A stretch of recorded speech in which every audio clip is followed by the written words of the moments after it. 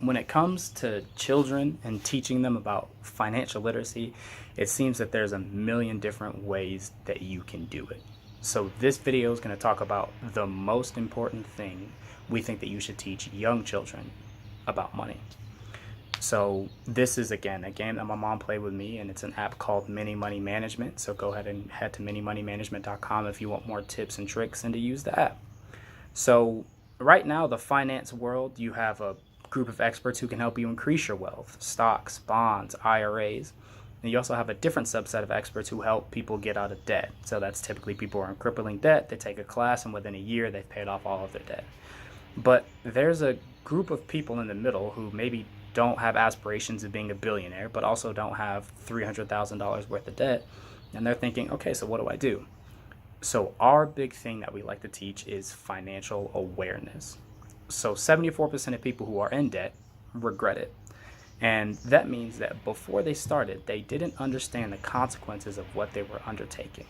But that also means that there's a 26% of people who are in debt, but they don't regret it because they knew what they were doing and they planned their life accordingly. So growing up, when we were playing mini money management at home, my little sister was always doing extra chores, trying to find a way to make more money. And it's so much so that she ended up being an entrepreneur at the age of, 7 or 8, where she was watching people's kids for them while they were at home. Me personally, I didn't have that drive, that hunger to be a millionaire at a young age. I just really wanted to play with my friends. And so I took up enough jobs to make sure that I could do the things that I wanted to, but I didn't work myself past the point that I wanted to, and I was perfectly happy. And you fast forward to today, and I've got my master's in finance, and she's about to graduate with her master's in architecture. So the saying is there's more than one way to bake a cake, and we took different routes, but we're ending up at the same place. So if you look at the story that I like to tell people, is that I graduated undergrad with no student debt.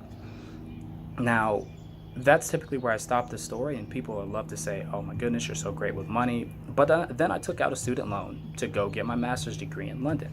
I got to travel Europe, I got to see 10 countries, 15 different cities, and I'm still paying off my student debt right now. But before I got into debt, I understood what it would mean once I got done with my year or two in London. So for kids, there's going to be kids who are very, very different. So there's going to be some kids who want to be entrepreneurs at a young age, like my sister, and there are going to be some kids who want to be athletes or who want to do other different things where money isn't going to be that important to them early on. But we want to make sure that kids know that all the options that they have available to them.